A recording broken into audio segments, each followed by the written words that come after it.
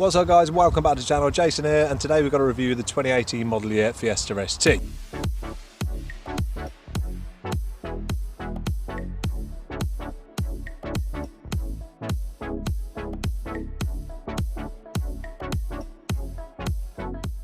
Guys, a quick walk around the dirty car. Probably should have washed it before I did this. We've got the 18-inch alloys on, which are optional, but they come standard on the ST3, and we've got the red painted brake calipers in there too. So this car's got side skirts on it as well. They're not quite as flush as I'd like them to be, but that's just the way they've been installed. You can see as well when you're getting in and out of the car, your leg does knock onto the side of it, so you end up with a bit of a mark, but that's just me being pedantic.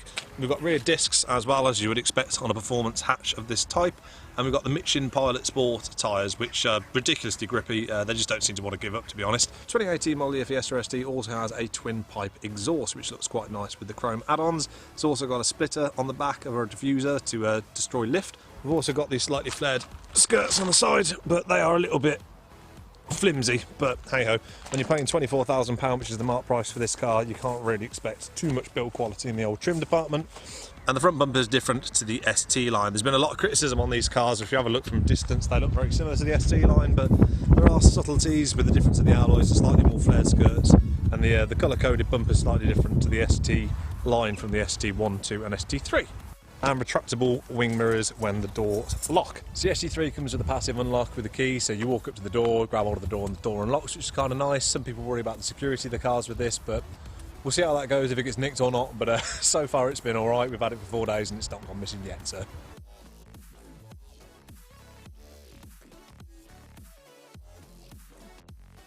So excuse the water bottle, like to stay hydrated. So this is the ST3 model, as I said in the introduction, which has got the Recaro bucket seats, which are deep, for me anyway, because I'm not used to that sort of seat.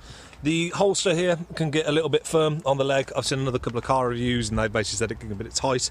That's definitely true. After a long journey you can get a bit achy. The leg room in the back as well is not great. I mean, the seat is back quite a long way, but that's a bit excessive. And if I get into my seat here, you see the leg room at the back is, yeah, it's minimal. So this particular model's got the panoramic roof as well. It's something I'd recommend personally. I quite like it. I know some people don't. It's quite a nice feature that it opens up as well. I know some panel roofs are just there to look pretty, but this one actually opens up. It's also got a section in the back, as you can see just above here. It says a 2-split pano, but on the outside it looks like 1. There we go. See? Nice. So it's got 2 stages on the panoramic roof. There's half open and then fully retracting, which doesn't take too long, and it gives you a nice open space to be able to get some fresh air into the car rather than having aircon on and saturating some power. From the inside of the car you can see it gives you quite a bit of space. It's quite nice. It just lightens up the cabin a little bit really, so I'm a fan. Dying. So I'm a fan. I know other people won't be, but again, that's personal preference. The Sync 3 system's pretty good. I'm quite impressed with that, to be honest. I've got my cable down here for a Google Pixel 2. Links in quite quickly, music plays very quickly. There's not too much of an issue with the integration of the system. I've disconnected my Bluetooth at the moment because I'm using the camera. Hello, on my phone to be able to record this. So we've got the camera up here to do some in-car driving. We're going to do a 0-60 test as well. So onto the cockpit, we've got the heated seats and the heated steering wheel, as you can see here with my massive out of focus finger, and there. Auto climate control, which you can alter using this, and it gives you different fan speeds, which is quite nice. So rather than using the fan here, leave it on auto and just let it do its thing. But you can change how aggressive the blower is. So 3 driving modes on this car as well. You get a normal, sport and track, which are selected from here. Down the bottom left, a little bit awkward to get to, especially when they've put the brake on so I can put the handbrake down. It's a bit of an awkward sort of position, especially with the water bottle, which is about 9 foot tall, granted.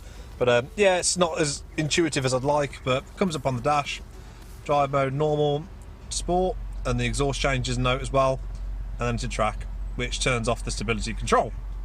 Steering wheel switches in this car are pretty intuitive, although I don't like the fact that the music skip is here and then the volume's on the other side. It gets a bit annoying. I like it all in one section, but you can control all the TFT up here, 30 mpg at the moment, doing 300 mile, but let's be honest, I've not driven it slowly. Scroll through all your view, your driver assistance. So this car's got traffic sign recognition, lane keep assist, which you can turn off by pressing and holding the end of that stalk, which is quite handy. Driver alert system, no idea what that is. Hill start assist to stop you from rolling back if you're a muppet. Rear park pilot, which just gives you parking sensors as well as your camera. And that's all the options on this particular motor. I haven't got the blind spot assist on this, that's the only option I didn't choose. One feature I like on this car, which is definitely going to differ other people's opinions, is a launch control. So you press down on the select switch into the menu and you just put launch control on, and it comes in, as you can see, with LC. Now that allows you to put the car into first gear and put the clutch down like so, and handbrake off, and it holds the revs, which is quite handy. So it holds the revs for you just by putting your foot on the throttle, and if you dump the clutch, you launch. So we'll be doing a bit of that later on, but as it stands at the moment, I'm probably going to go into that hedge, so we'll leave that one. This particular spec of car, as I said, the only option I haven't picked is the blind spot assist, but we've got the Bang & Olufsen speakers, which are incredibly loud. I'm not going to play them through the audio because they're just going to get really distorted. On that note of optional extras as well, the Sports Performance Pack of £850, I think it's thereabouts, depending on dealership. 100% worth it for the Quaife limited slip differential. It just stops all forms of understeer really, unless you're driving like an absolute idiot, but then you're going to have to deal with the consequences. It's definitely worth having the Quaife limited slip differential because it just pulls you out that corner a lot tighter than what you would expect.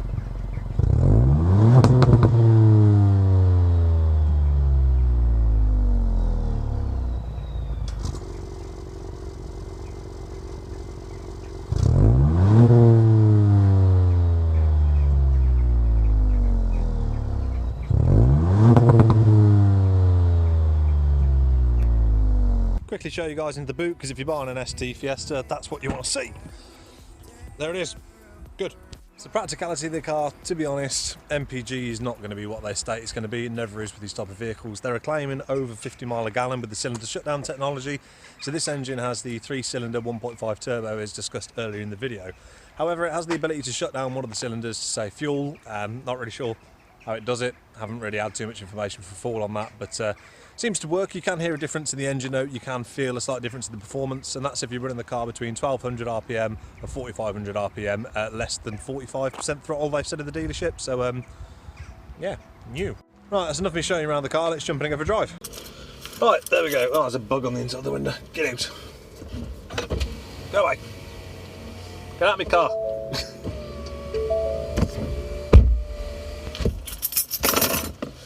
Right, there we go. So let's start her up.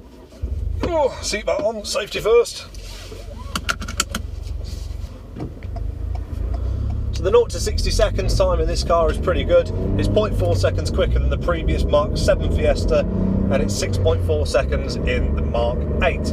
Now, the issue that I have with this particular model is the gear ratios. So first to second is quite punchy. You've got to go through them quite quickly because the car redlines at 6,250 RPM, which is pretty good considering the size of the engine, the number of cylinders, and obviously the stifling of the turbo, because turbos do take up some of the rev range. I think they probably could have done a slightly better job in just pushing the car a little bit more in second gear to get to 60 before you need to change, because unfortunately in this you get to about 57 mile an hour on red line and you need to shift, and that's going to detract from your 0 to 60 time obviously, which is a real shame.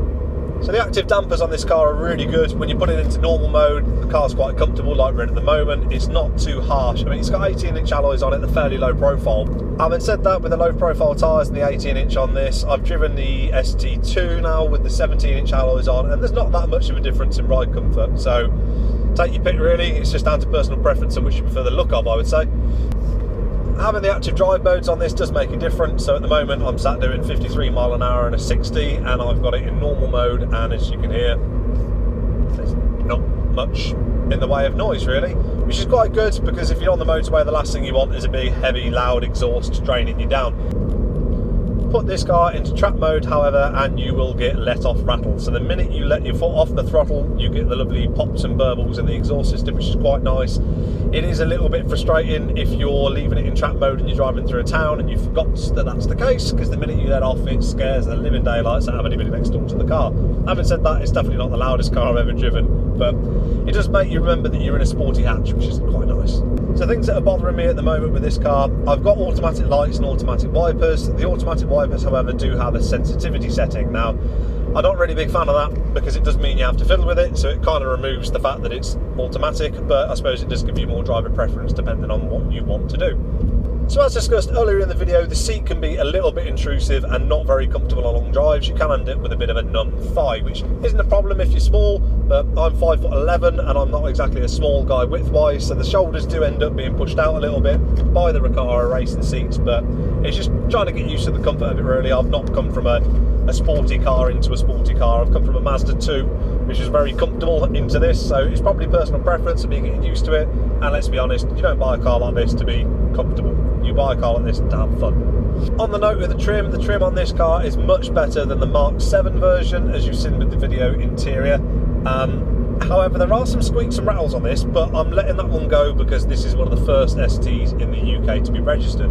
So the minute this car was orderable, I went into Ford, put the deposit down and ordered one. It was supposed to come in the end of October, and thankfully Ford at Bristol Street Motors in Worcester managed to get this one delivered in the middle of August. So I'm massively grateful to those guys for getting that car here quicker, because it means I can do this review, and it means I can have some fun and do this.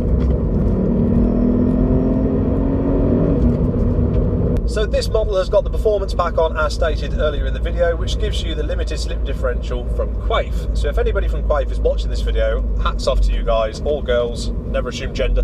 They've done a fantastic job. The car does not understeer coming out of corners at all. This car has got an incredible pull on the front legs. It just grabs you out of corners and throws you. I think there's a combination of the Michelin Pilot Sport tyres in that as well. I've got to give some credit to those, but the limited slip differential system, you can feel it working, and when it does work, it just takes you off. It's very, very good, and it gives you a bit more confidence into the corners.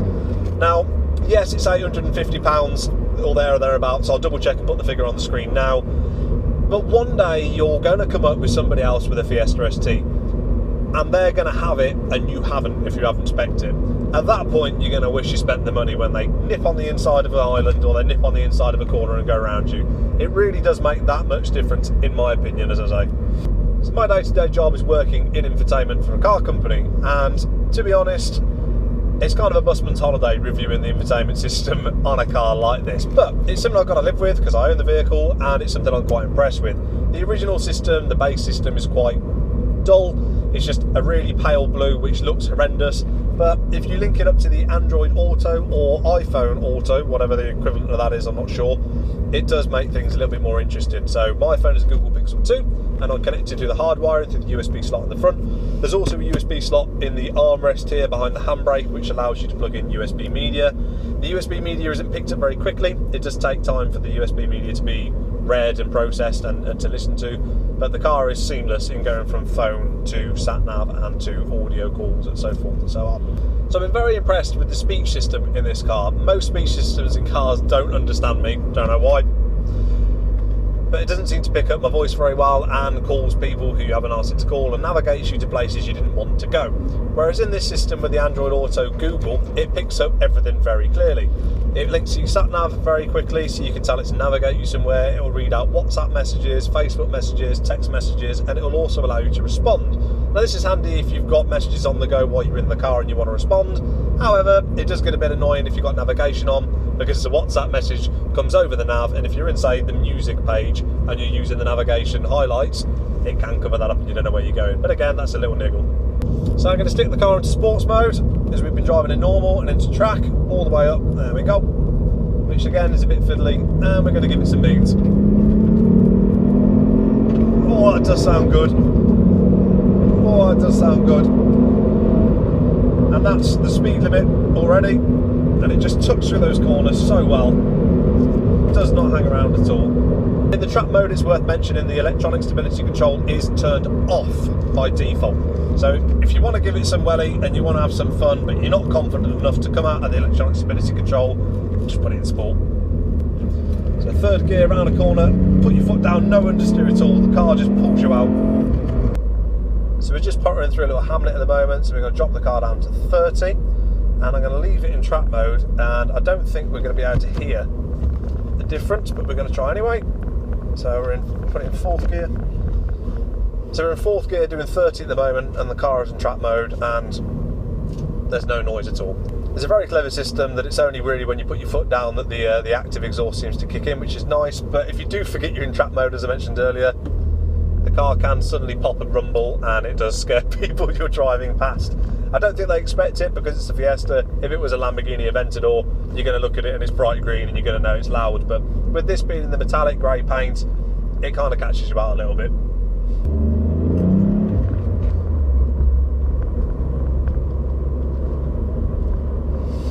I absolutely adore this car. I've only had it since Friday last week and we're on the bank holiday Monday now, so it's 4 days of me driving this car. Put 300 miles on it already to bed it in so we can have some fun, and completely taken aback with it. I got this car for £21,300 from Bristol Street Motors with some discounts that I'm privy to have, which is very, very, very lucky. But this car marked up at normal retail price is £24,300. You can get it at £24,800 with a blind spot assist, but again, I really don't see the point in having the blind spot assist. Right, so we just pulled up. I'm going to spin you guys around so that you can see the dash and we can go for a drive and you can check out 0 to 60 times. Right, so hopefully you guys can now see the speedo. We can go for a drive and we can see the difference in the track mode to normal mode selections and so forth and so on. Anything come in?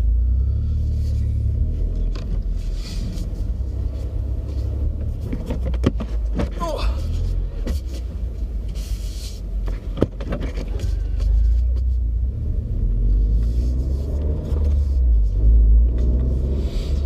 Right, so we're going to put the car back into normal mode for a minute while we come through this little hamlet and back out the other end. Let's turn the screen off because we don't need that on for now.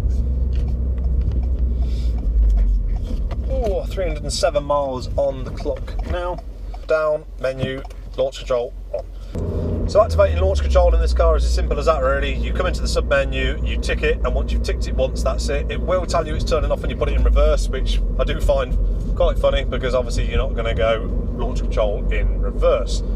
All you then do is you put your foot on the clutch, put the car into first gear, boot it, so give it a foot full of throttle and it will just blip at about 3,100 RPM. It's as if it's got a rev limiter. Oh, it's not as if it's got a rev limiter, they've put a rev limiter in to get the right sort of revs to the pull off, and you just dump the clutch. The Michelin Pilot Sports in this car will pull you through. They will just drive you out of whatever straight or corner you're in. And there is a little bit of wheel spin when it's wet. I've tried it in the wet and the dry. The dry is pretty good. It's not quite as impressive as I thought it was going to be, but again, this is a £24,000 car. It's not an auto, it's a manual, so you kind of do have to expect that you've got to feather the clutch a little bit to pull out of a decent start off. What I'm going to try and do is hopefully these cars ahead are going to go right or follow the road round as it is, and I'm going to come off left and I'm going to put the car into sport mode. Oh bugger, they're both going left. That's right, we'll go left as well. Right, so we'll pull up here. There's nothing behind us. Put the car into first gear. Rev. You see it's holding on 3,000 RPM and just dump the clutch.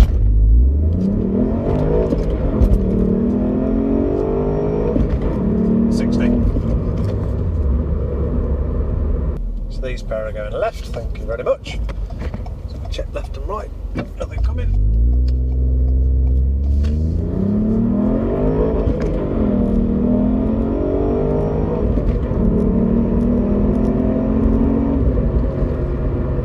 Fairly bumpy, apologies for that.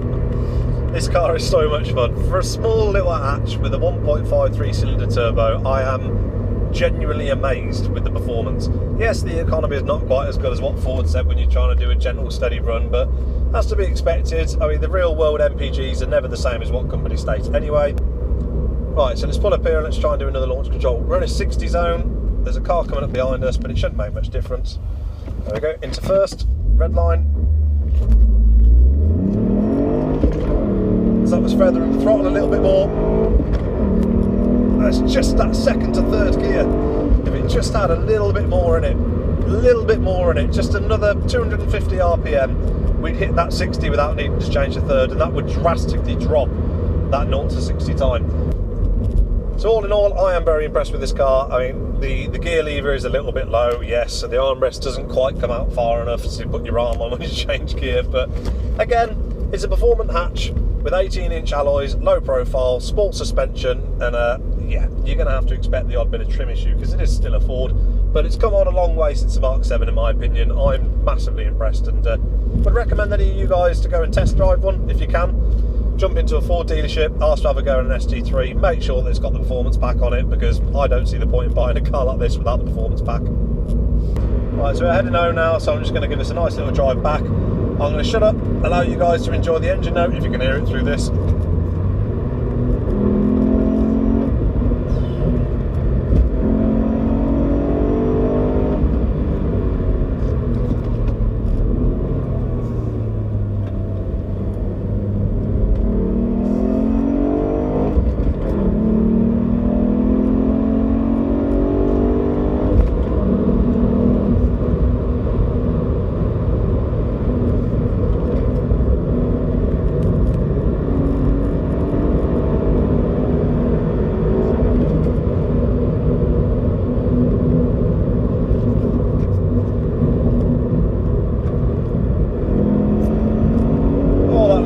Differential's good, just tucks you into that corner, helps you reach that apex instead of going wide by throttle application. It's superb.